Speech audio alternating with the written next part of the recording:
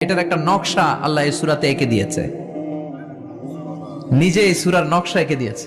কিয়ামতের প্রামাণ্য ধারা বর্ণনা আল্লাহ নিজে দিয়েছে। এই সূরাটা পড়লে মনে হবে আপনি এখানে বসেই কিয়ামতটা সচক্ষে লাইভ দেখতেছেন। সুবহানাল্লাহ পড়বেন না? সূরাটার নাম হচ্ছে আল কারিআ। কি নাম? সবাই বলেন কি নাম?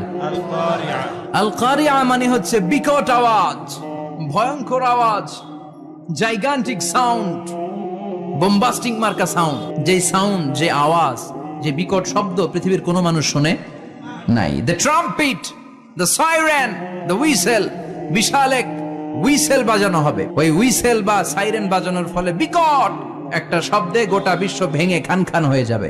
এটার নামই হচ্ছে আল কারিয়া। চিল্লায় এখন সুবহানাল্লাহ। ওই হুইসেল দেওয়ার জন্য, ওই সাইরেন বাজানোর জন্য,